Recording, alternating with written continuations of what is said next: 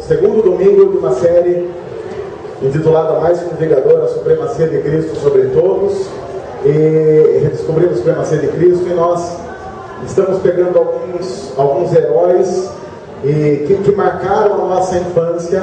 Nós falamos na semana passada do Homem de Ferro, e aí durante a semana eu descobri que o Tony Stark é o ídolo de algumas pessoas. Eu não vou entregar ninguém aqui para não ficar uma coisa... aquela coisa de entregar pessoas, até porque eu vou entregar isso depois. E hoje nós vamos falar sobre o ídolo e o herói de algumas outras pessoas que estão aqui, que é o nosso querido, incrível Hulk, aquele homem que eu tenho certeza que muitos aqui se identificam. Quem tinha o Hulk como um dos seus heróis favoritos aí? Não precisa ser o favorito. Job? Muito favorito. Mas você adorou? Eu sou magrinho, né? Você tem vontade de dar aquela bombada. Sei. Pesa contra o Hulk o fato de quando as coisas ficam ruins, ele fica verde, o que não é nenhum tipo de indireta com relação a nenhum time. Mas, fazer o quê? O autor escolheu assim. A história do Hulk é conhecida, é famosa, e talvez não requira maiores explicações. Nós bem lembramos que por causa de uma contaminação, ele então passa a ter um certo problema, que é quando ele fica nervoso, ele fica de um tamanho descomunal, as roupas se rasgam. Eu nunca entendi, por exemplo, porque quando ele voltava ao normal, a roupa voltava junto, porque aparentemente a roupa também ficava contaminada. E é aquele cara que a gente se identifica, porque quem nunca se sentiu meio Hulk? Momentos na vida em que você começa a sentir o coração palpitando um pouco mais forte, você começa a suar frio e você fica com a sensação clara de que vai perder o controle da situação e que vai matar alguém. Já sentiu isso? Se você é casado, é possível não ter sentido. Pessoas aqui casadas devem ter sentido isso várias vezes. Aquela coisa que se o Senhor não me segurar, eu mato alguém hoje. Irmãs, na verdade, principalmente as irmãs devem ter sentido isso várias vezes. É aquela coisa que nós já falamos aqui, que a mulher ela tem uma tendência a não pensar em divórcio, ela pensa mais em homicídio do que divórcio, o que é bastante complicado. Isso acontece muito. E aí nós nos identificamos com o Hulk, que faz parte desses Vingadores. A nossa ideia nessa série é comparar algumas características desses chamados super-heróis com aquele que deveria ser o verdadeiro herói, pelo menos numa comunidade cristã, que é a pessoa de Jesus Cristo. Antes de a gente entrar no assunto Jesus, relacionado ao que ele é diferente do Hulk, a gente precisa lembrar que nós somos uma geração de pessoas iradas. Cada vez mais você encontra pessoas com os nervos à flor da pele. Você já notou isso? Por exemplo, a gente estava conversando na segunda-feira passada lá no meu grupo pequeno. Trânsito é algo que parece que... a gente vai chegar numa época que as pessoas morrerem no trânsito vai ser normal. Vai ser aquela coisa assim, matou no trânsito, já nem é crime mais. Porque aqui em Piracicaba a situação é calamitosa. Até porque nós temos algumas características aqui em Piracicaba que ainda prejudicam um pouco mais. Por exemplo, o fato de seta ser opcional. Então é mais ou menos assim, o Código de Trânsito diz que se você for mudar de direção, você precisa dar seta. Essa parte do código não vale para Piracicaba, por exemplo. Ela vale para todo o país. Para Piracicaba você tem que ficar olhando para o carro da frente, imaginando, será que ele vai, foi. Não é mais ou menos assim que você se sente dirigindo em Piracicaba? Você tem que ficar sempre, onde será que ele vai? É gostoso para quem gosta de adivinhação. Porque você fica no exercício de adivinhação o dia inteiro, onde será que vai virar? Dá para você ficar jogando com as pessoas que estão no carro, aquele carro vai para a direita ou para a esquerda? Você nunca sabe, aí dá para fazer esse campeonato. Deixa eu dizer antes que o problema não está na ira justa. Nós estamos numa semana no Brasil de movimentos, e alguns já chamando de um movimento gigante acordou. Deixa eu dizer algumas coisas acerca disso. Primeiro, protesto é algo completamente legítimo. Todo cidadão tem direito de protestar. o protesto é legítimo. Qualquer tipo de abuso e qualquer tipo de protesto, e por parte de qual lado for, não é algo legal. Então eu acho que tanto o abuso por parte de quem protesta, quanto de quem está lá, para coibir qualquer abuso de qualquer um desses lados, é complicado. No entanto, nós estamos vivendo em nosso país um momento interessante em que, por motivos interessantes ou não, as pessoas começaram a protestar de alguma maneira. Nós sabemos que nada mexe mais com o medo de político do que opinião popular e manifestação popular. Quando as pessoas começam a se manifestar e mostrar indignação, geralmente algumas coisas e alguns resultados começam a aparecer, pelo menos nos países em que isso aconteceu. Assim, deixa eu dizer, porque muitas pessoas têm perguntado para mim o que eu acho disso. Primeiro, eu acho fantástico o fato do povo estar protestando. Acho fantástico mesmo. Acho legal demais, como o pastor apoia. Se alguém quiser ir protestar, pode protestar à vontade. Quiser ir com camisa do ajuntamento, pode ir com camisa do ajuntamento. Só não vai quebrar nada e não vai cometer crime, que eu não vou visitar você na cadeia e não vou levar cigarro para você na cadeia, para você ficar com moeda de troca lá. Tirando esses abusos, pode protestar à vontade. Fica aquela conversa, mais ou menos assim, o pessoal tá brigando por nada, porque o que são 20 centavos? Primeiro, não é por causa de 20 centavos. Quem acha que toda essa movimentação acontece por causa de 20 centavos está muito enganado. Eu tenho dito para algumas pessoas que os 20 centavos se tornaram a gota que fez transbordar algumas coisas que estavam ali prontas para transbordar em algum momento. E os 20 centavos acabaram se tornando a gota que fez transbordar um sentimento de indignação preso no peito do brasileiro há muito tempo. E você, como brasileiro, eu como brasileiro, sabemos muito bem disso. Outra coisa que não dá para ficar aquela conversa como um articulista, um cara fez, o Arnaldo Jabor falou que é complicado esse protesto porque ele atrapalha o trânsito.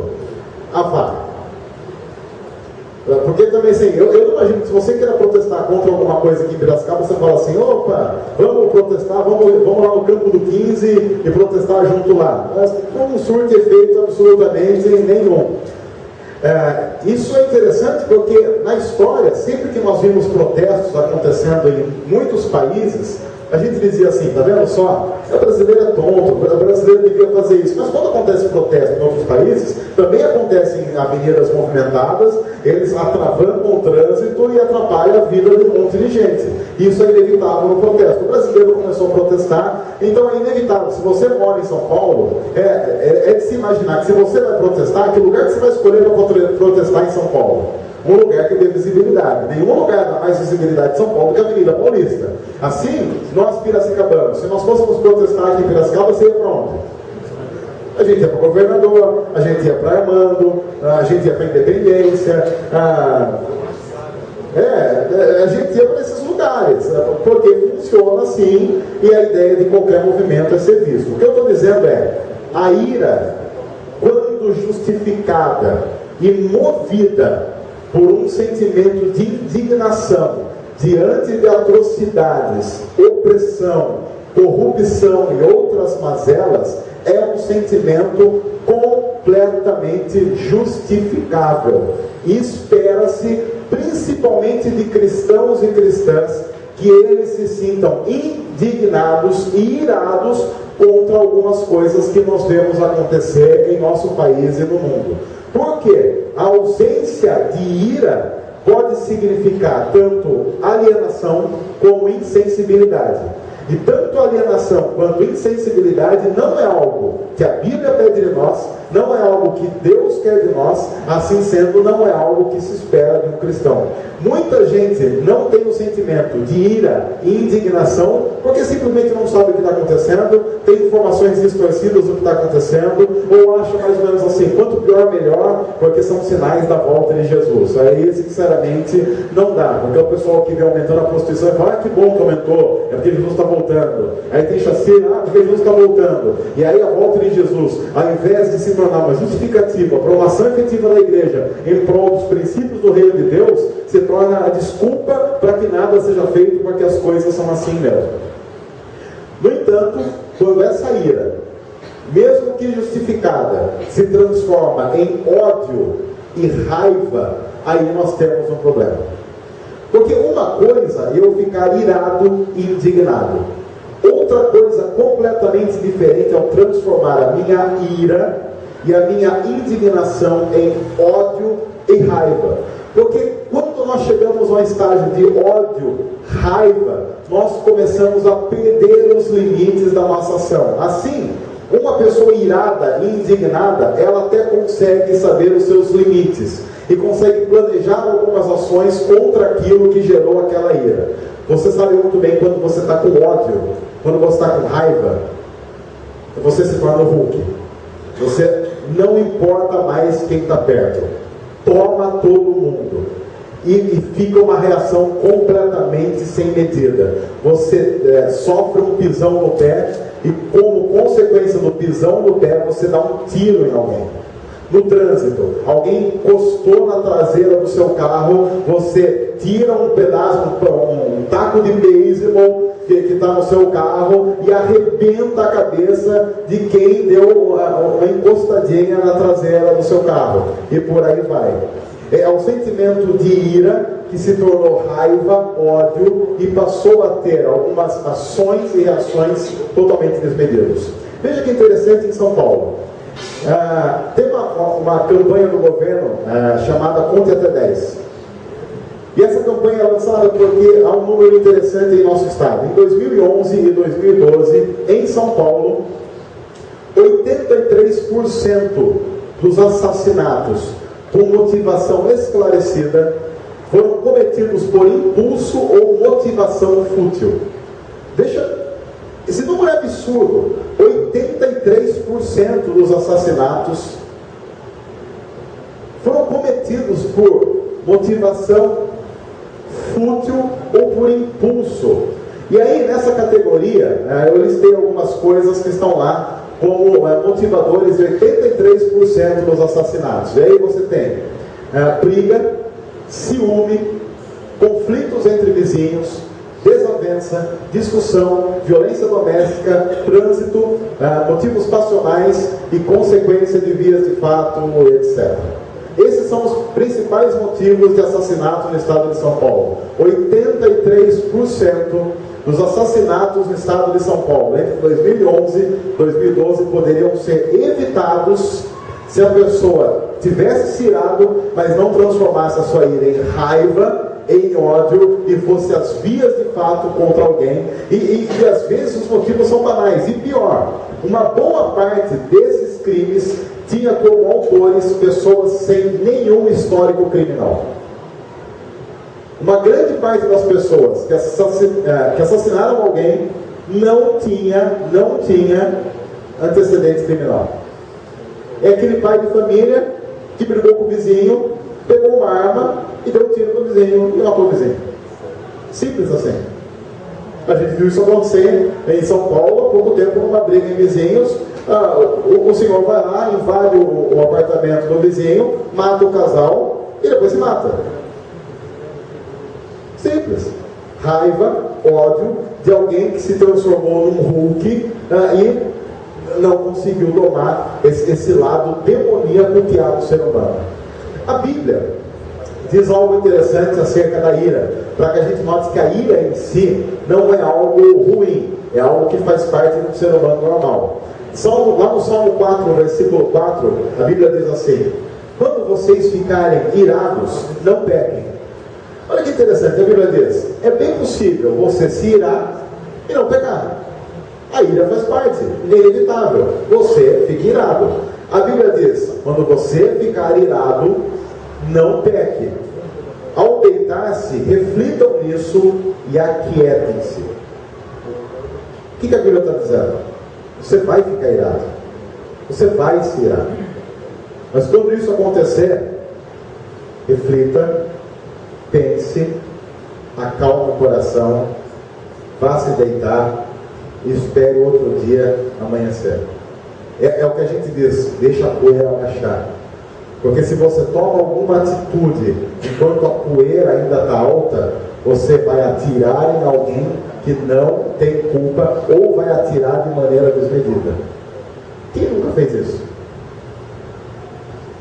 Provavelmente aqui todo mundo tem um histórico de de ira se transformando em raiva, é aquela hora que você fala, sai de perto porque perdemos o controle. Essa atitude não é, em nenhuma escala, uma atitude cristã. A gente diz assim, mas eu não tenho sangue de barata. É verdade. É por isso que a Bíblia diz, você vai se irar, não peque.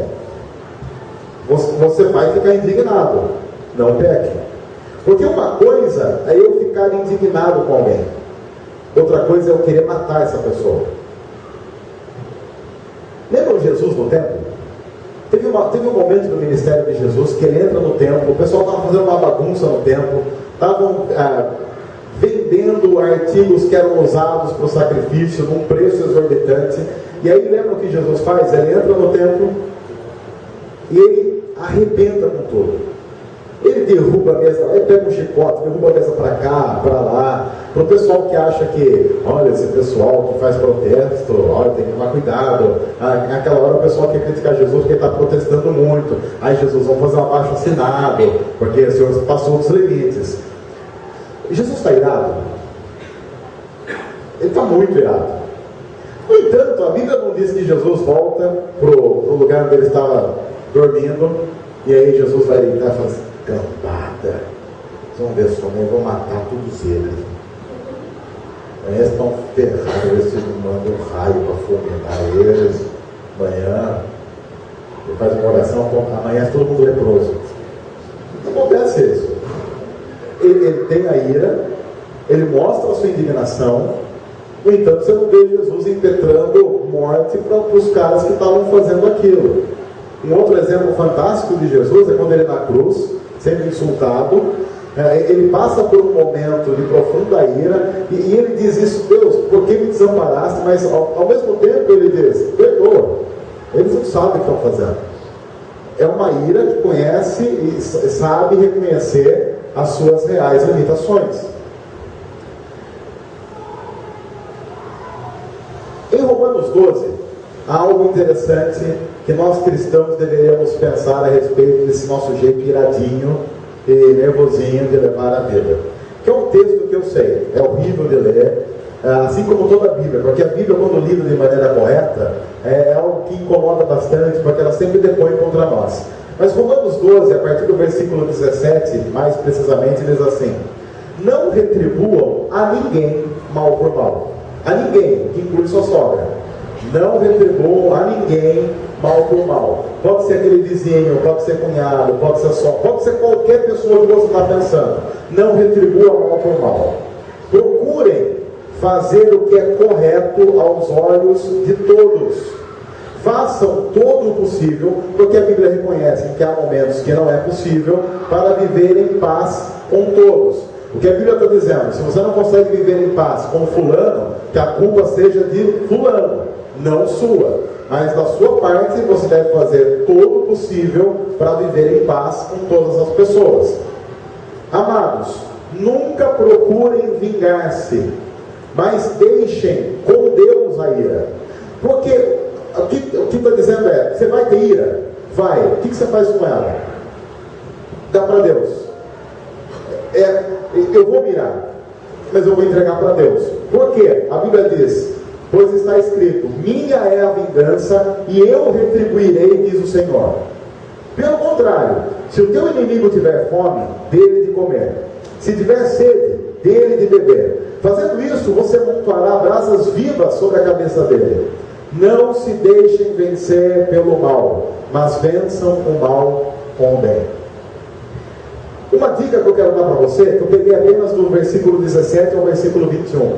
Uma dica que eu dou, pega do versículo 9 até o versículo 21, porque lá tem outras dicas bem interessantes de como proceder de maneira digna e tratar com a ira. Mas o que é claro nesse texto, fica claro nesse texto é, você vai se irar, pegue a sua ira, entregue para Deus e diga, Deus, eu sei que o Senhor sabe o que fazer com isso, e eu não sei o que fazer com esse sentimento, com essa emoção. Isso é seu. Isso faz com que a gente se lembre de uma diferença. A ira é uma emoção que acontece. Simplesmente acontece e você não tem como controlar. A raiva ou o ódio dependem da sua vontade. É mais ou menos assim. O neto fez alguma coisa que gerou indignação em mim. Eu fiquei indignado.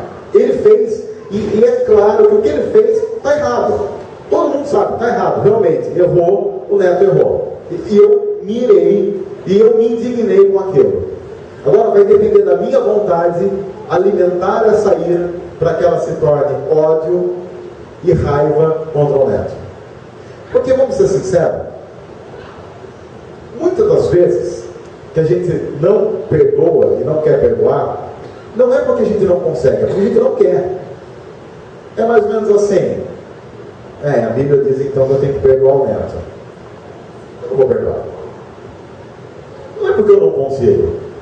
É porque eu sei que se eu perdoar, não tem vingança. E o que eu quero? Vingança. Eu não quero chegar para o neto e falar assim, neto, ó, beleza, dívida paga, acabou. Porque não, eu não quero isso. Eu quero que ele sofra.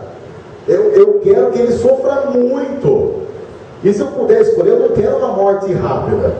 É uma morte dolorosa, morte lenta. Para quem está nos ouvindo pela internet, meu Deus, é um exemplo. É que a gente tem que falar que é ironia, senão o pessoal fica mandando mensagem para a gente. Olha o que eles falam. É brincadeira, o neto está aqui na minha frente, segurando a filhinha dele. É só um exemplo, um momento, exemplo. Oi? Sem morrer homeopaticamente, também não estou querendo isso, quero uma morte rápida para ele. Isso faz parte da minha vontade. Eu escolho transformar a minha ira em ódio, em raiva e falta de perdão. Claro que isso me deixa completamente doente. Quando o Hulk está irado, não importa se você é esposa dele, ele pode matar você. Ele fica descontrolado. Conhece alguém assim? Se eu for com vontade de cantar, que isso, eles estão descontrolados, quando alguém está descontrolado perto de você só não fez isso porque teve medo que a pessoa matasse você? Eu faço isso com o coração e na alma, mas não dá para fazer isso, porque senão não é muito legal. Como é que a gente luta contra a ira? Há uma palavra na Bíblia importante para a gente fazer esse contraponto à ira, que é mansidão. E a mansidão deve ou deveria ser uma característica inerente ao cristianismo, porém que é vista com muito maus olhos em nossa sociedade, porque a mansidão é vista muito mais como alguém que, olha, é fraco, como alguém que não tem coragem de tomar partido, ou quando a gente vê alguém manso, no bom sentido da palavra mansidão, a gente diz assim, é tonto, é uma pessoa tonta. Fala, você não pode deixar assim, porque se você deixar assim, as pessoas vão fazer você de bobo, e a gente vai confundir um sentimento bíblico, que é um bom sentimento bíblico, com algo que é ruim. Nenhuma arma do inimigo é tão clara como transformar coisas boas que Deus fez em coisas ruins que vão prejudicar você. Em Mateus 11, do versículo 28 a 30, Jesus fala algo interessante sobre mansidão. Ele diz assim, venham a mim, todos os que estão cansados e sobrecarregados, e eu lhes darei descanso. Uma coisa importante a se ressaltar sobre Jesus, é que quando você de verdade vai para Jesus, você encontra descanso, e não peso. Uma coisa importante sobre Jesus é que ele não chama as melhores pessoas para ele. O convite que ele faz é, se você está sobrecarregado, se você está com encosto, se você está com zika, cunhaca, qualquer coisa, se você está cansado e sobrecarregado, venha. O que eu acho complicado é que esse texto começa geralmente com um chamado completamente contrário ao que é feito por muitas igrejas, que é mais ou menos assim, santos, venham, e a gente vai colocar tanto peso sobre a sua vida, que se você aguentar, você vai provar que tem que ser canonizado mesmo. No entanto, o chamado do cristianismo é, você está sobrecarregado, e você está cansado, venha, que em Jesus você encontra descanso, e não mais peso. Tomem sobre vocês o meu jugo. Isso é interessante porque muita gente diz assim, tá vendo? O cristão tem que tomar o jugo, tem que colocar o peso nas costas. No entanto, na continuação do texto, Jesus diz assim, aprendam de mim, pois pois eu sou manso e humilde de coração.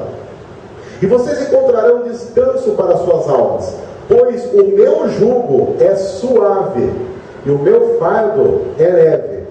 Todo jugo que não for suave, todo fardo que não for leve, pode vir de qualquer pessoa, mas não vem de Cristo. Porque de Cristo nós temos essa clara explicação: eu sou manso. Jesus não foi aquele que veio para colocar peso sobre a nossa vida. Pelo contrário, a Bíblia diz que ele veio para tirar o peso da nossa vida, colocar sobre as costas dele e levar esse peso como se fosse dele.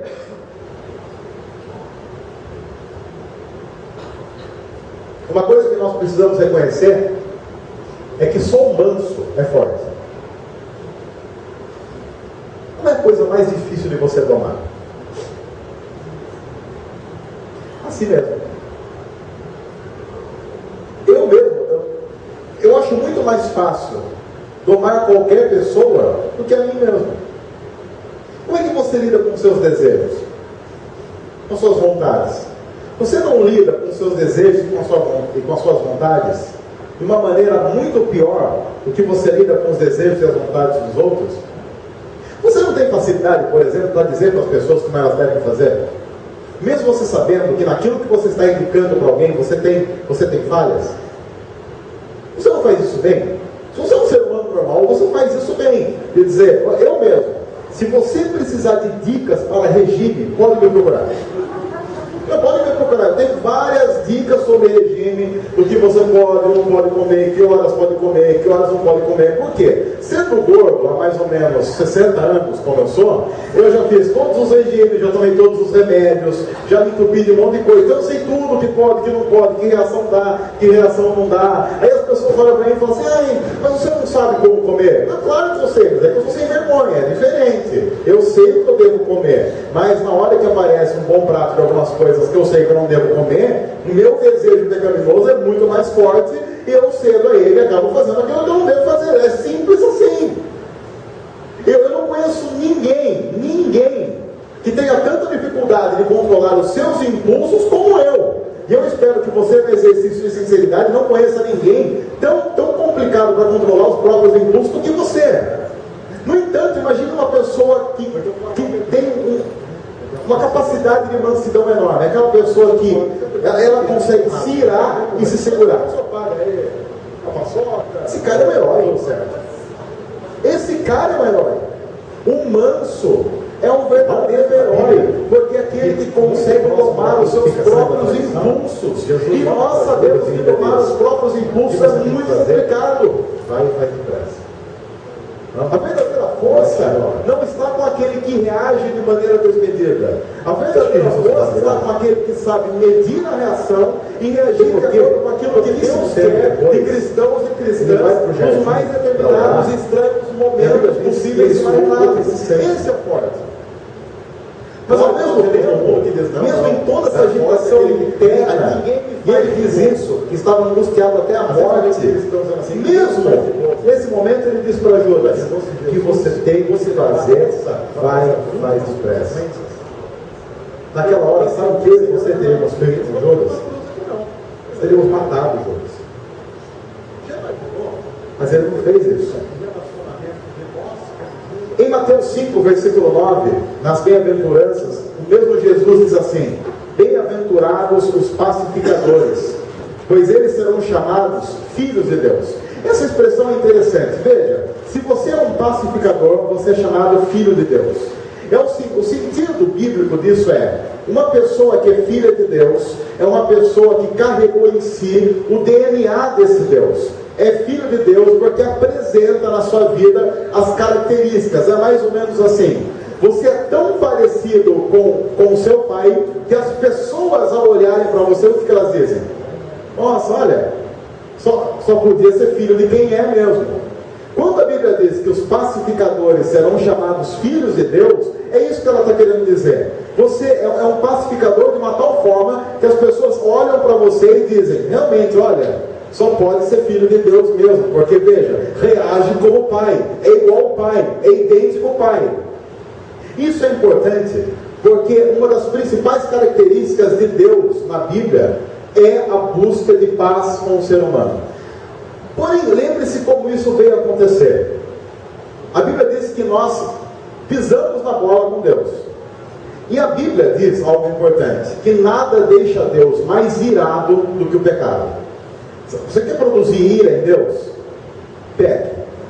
É a garantia de que Deus vai ficar irado. Se você quer testar o quanto Deus pode se irar, é só pecar. O que significa dizer que só durante esse domingo você deve ter feito isso algumas vezes e com uma categoria imensa. No entanto, a Bíblia diz que Deus decidiu que Ele deveria canalizar essa ira em quem peca. Isso fica muito claro, por exemplo, no Antigo Testamento, que se você ler o Antigo Testamento, acontece algo interessante. Quando o pecado produzia uma ira muito grande em Deus, o que Deus fazia? Ele matava ali, pelo pecado. Tem uma hora, tem umas histórias muito engraçadas para a gente que lê agora. Teve uns caras lá, o povo de Israel estava no deserto, e aí teve um pessoal que pecou, aí a Bíblia diz assim, que Deus ficou tão bravo, falou assim, sai todo mundo de perto deles. Sai todo mundo de perto, sai todo mundo, saiu todo mundo, saiu aquele cachorrinho tiro para ganhar ele, tirou todo mundo. Aí eles estavam lá, a terra foi assim. Diz que Deus resolveu fazer a terra engolir. Não é que interessante?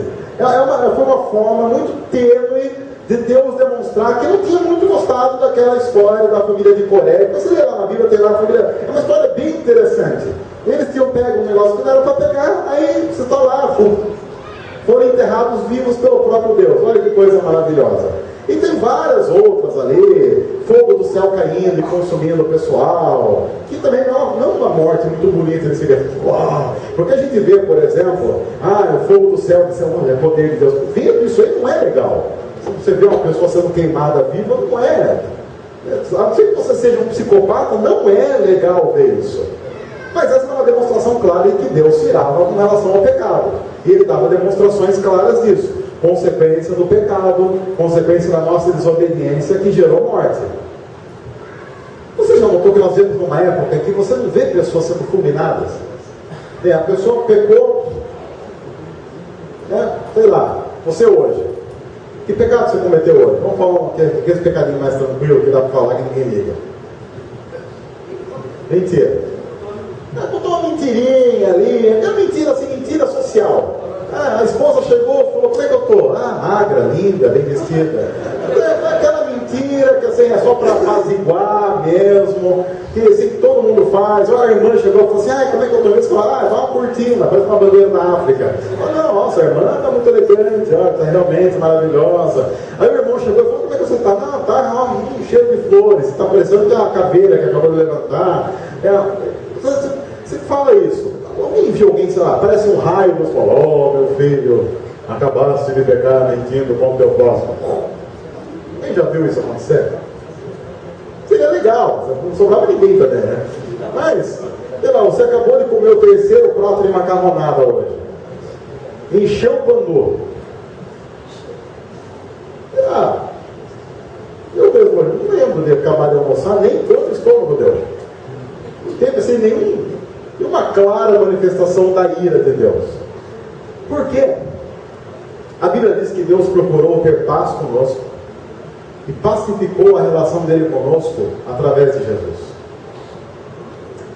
A Bíblia diz que quando Jesus foi pregado na cruz, toda a ira de Deus foi canalizada nele. Toda a ira passada, presente e futura de Deus foi jogada em Jesus. E a ira de Deus contra o ser humano acaba em Jesus. É por isso que o ser humano só consegue fugir da ira de Deus quando ele está debaixo de Cristo. Porque Cristo recebe a ira de Deus no nosso lugar. A Bíblia diz que o nosso castigo foi imputado nele. E quando ele ressuscitou, foi uma clara demonstração de que estava pago o preço, de que a ira não mais acontece, e por isso a morte deixou de ter o poder que ela tinha. Deus se irou, mas ao mesmo tempo ele resolveu que daria um jeito nessa ira. E o próprio Deus assume o ônus da ira, mandando o filho dele morrer no meu lugar e no seu lugar. Para a gente ficar esquentadinho. Porque já imaginou Jesus? Jesus está na cruz, é o próprio Filho de Deus. O que as pessoas falavam para ele? Oh, coitado, louvemos ao Senhor. Lembra o que as pessoas falavam para Jesus? Imagine que você é Jesus. Imagine que você tem todo o poder. E imagine que de verdade, se você puder chamar todos os anjos existentes no reino celestial, eles vêm na hora. Aí você está na cruz. Aí tem alguém que passou a noite cuspindo em você, dando chute, chutou seu calcanhar, deu bofetada. O mané está ali na frente. Aí aquele mané fica ali assim, está falando que é Deus, fala que é Deus, desce daí. Jesus está pelado, para quem não sabe, né? E você acha que as pessoas não fizeram comentários maldosos a respeito do nudismo. Não, eles olharam e falaram, realmente, que corpo torneado. Jesus está lá, completamente humilhado. As pessoas dizendo, fala que é Deus, desce aí, vamos ver, dá mostras aí de que é Deus.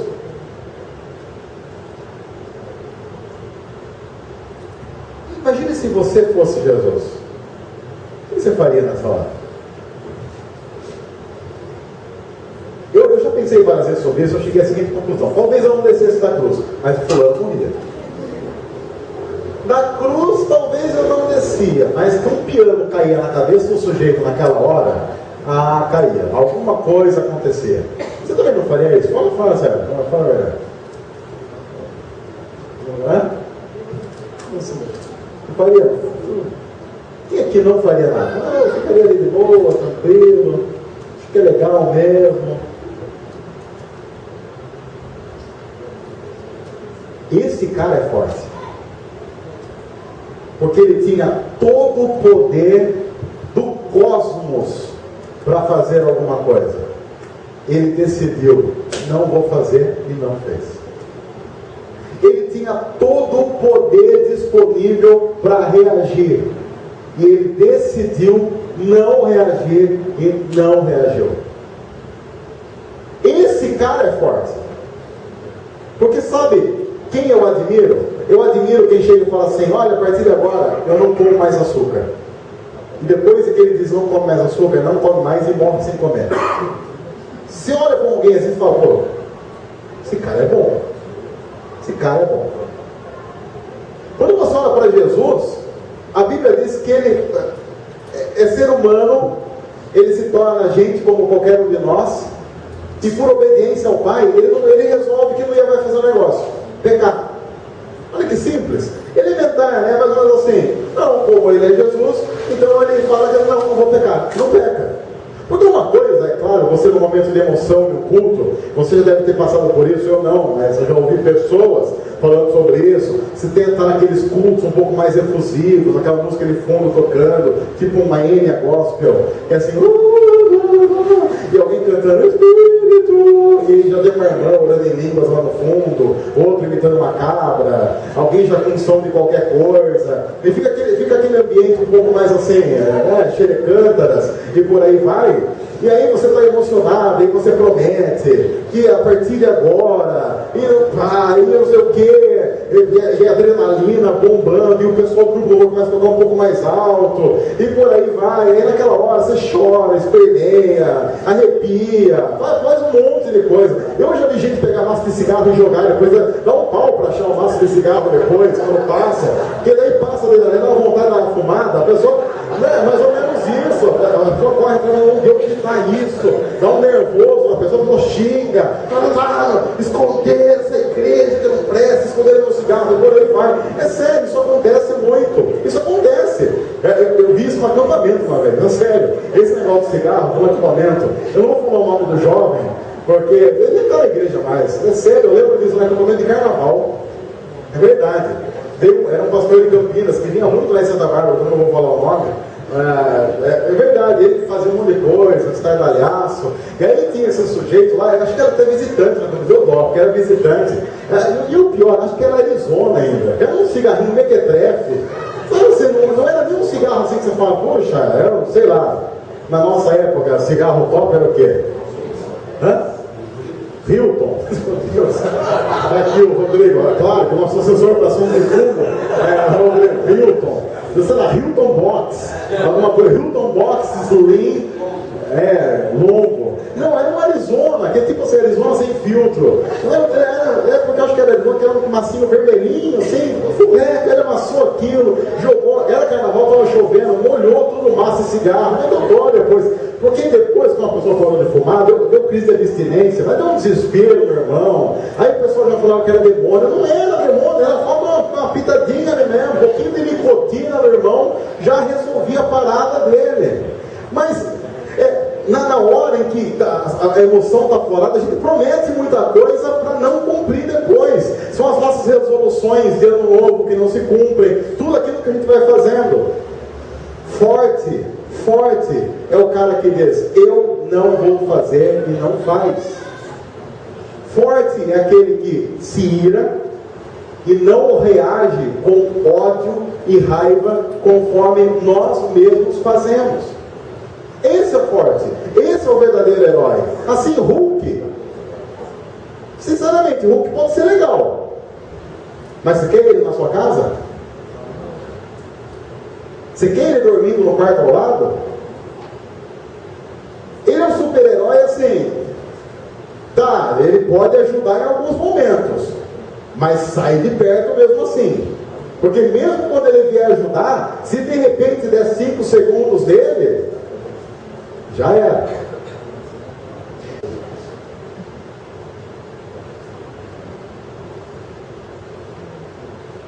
Isaías 53, versículo 5 diz assim: é uma profecia sobre Jesus, é um texto escrito 700 anos antes da vida de Jesus. Mas ele, Jesus, foi transpassado por causa das nossas transgressões, foi esmagado por causa de nossas iniquidades. O castigo que nos trouxe a paz estava sobre ele, e pelas suas feridas nós fomos curados. O castigo, a ira que nos traz a paz estava sobre ele, e por causa das feridas que ele sofreu, nós fomos curados. Assim, a nossa cura teve um preço. A diferença na graça é que Deus nos dá e dá para nós de graça. Só que só chega para nós de graça porque Ele pagou o preço. Essa é a história da graça. O que eu recebo de graça, eu só recebo porque Ele resolveu pagar o preço. E o preço foi a morte na cruz. Mansidão de quem foi ultrajado e não abriu a boca. A Bíblia diz que ele, como uma ovelha muda perante os seus tosqueadores, foi até o fim. Hulk é legal. Eu gosto do Hulk. Eu sempre gostei. Eu lembro que passava, eu não lembro quando passava isso, mas tinha um seriado Incrível Hulk na infância de muitos. Passava quando aquilo? Passava na sessão da tarde. Eu lembro disso. Se eu não me engano, inclusive o ator que fazia o Hulk era italiano. Eu lembro de ver a história daquela música triste. Eu lembro do Hulk ir embora, aquela música triste. Lembra disso? Eu ficava lá no tadinho do Hulk. Mas você lembra por que ele sempre ia embora sozinho? Você lembra por quê? Por que ele não se relacionava com as pessoas? Porque ele machucava todo mundo e ele sabia disso. Ele se privava do convívio com as pessoas que ele amava, porque ele sabia que não estar com as pessoas que ele ama era uma proteção àquelas pessoas. Ele é um herói, mas ele é um herói que ninguém quer morando na própria casa, diferente do grande herói da história que é Jesus. Aquele que nos convida a estar ao lado dele e diz: aprendam de mim, porque eu sou manso e humilde. Venham. Jesus é assim, e você vê isso claro quando crianças estão ao redor de Jesus. As crianças querem estar perto dele.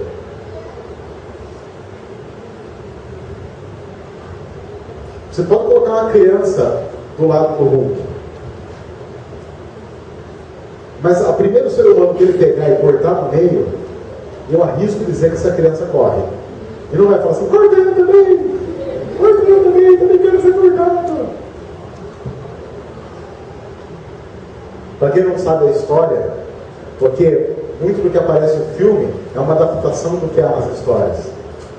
Mas o Hulk, nas histórias em quadrinhos, teve 2 esposas. Uma surtou e a outra morreu. As 2 como consequência dele. Super-herói Hulk teve 2 esposas. Uma morreu e a culpa foi dele. Outra surtou e a culpa é dele também.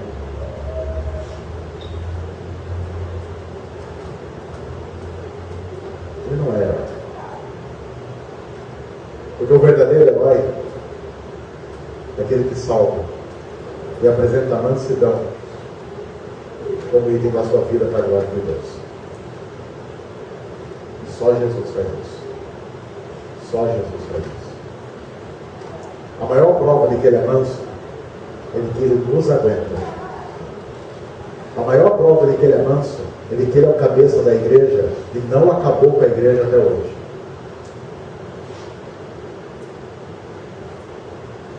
A maior prova de que ele é manso é que a Bíblia diz que um dia, talvez a gente veja o céu se abrindo, ele nos chamando pelo nome. A maior prova de que ele é manso é que Judas depois se enforca e a história acaba para ele. Mas você lembra de Pedro? Pedro negou Jesus. Negou Jesus. E uma coisa que eu acho interessante é que se Pedro vivesse no nosso tempo, nunca mais ele seria nada em qualquer igreja. Imagine Pedro, membro de alguma igreja, e ele publicamente nega Jesus. Ninguém nunca mais votaria nele para nada. Nunca mais seria pastor de comunidade nenhuma. No entanto, quando você vai para a Bíblia, Jesus chama Pedro para uma conversa e você pensa, se ferrou. Tanto é que é muito interessante que Jesus chama Pedro para uma conversa depois da negação e João vai junto. Por que você acha que João foi junto? Certeza que ele fala, essa eu não perco. Essa eu não perco. Você não iria, não? Eu também dava um jeito. Não que eu seja curioso, nada disso. Mas se Jesus chama Pedro, eu vou junto só para assim, para separar caso aconteça alguma coisa. O que Jesus disse para Pedro? Pedro, me amas, apacenta minhas ovelhas. Tu me amas, apacenta minhas ovelhas. Isso é um relacionamento de amor que ainda perdoa. Passa algum tempo, o Espírito Santo desce lá em Pentecostes, em Atos 2, e sabe quem prega? Pedro prega. Se muito, 2 meses depois da negação. 2 meses depois de negar Jesus, ele é levantado por Deus para pregar sobre esse mesmo Jesus em Atos 2. E sabe o que acontece? 3.000 pessoas foram batizadas porque renderam a sua vida a Jesus só naquele dia. Se fosse na igreja de hoje, Pedro não pregava nunca mais. Porque nós não teríamos misericórdia dele. Se fosse depender de mim e de você, Atos 2 jamais seria escrito. Porque não haveria quem pregasse. Mas ele é manso. Ele é humilde de coração. Claro que ele quer transformar a nossa vida. Mas o desejo dele não é pesar a mão sobre nós. Esse é o verdadeiro herói. Esse é o super-herói. É por isso que só ele é muito mais do que um vingador. Porque os vingadores vingam a injustiça em alguém. Jesus vinga o pecado sobre ele mesmo. Senhor, ajuda-nos a compreender a vida de Jesus como exemplo a ser seguido em cada passo da nossa história como cristãos. Senhor, ajuda-nos a compreender a importância de termos o referencial correto em nossa vida e para a glória do Senhor. E dá-nos a mansidão do Teu Filho, para que vivamos de maneira digna, em cada passo a ser dado, para a glória do Senhor. Em nome de Jesus. Amém.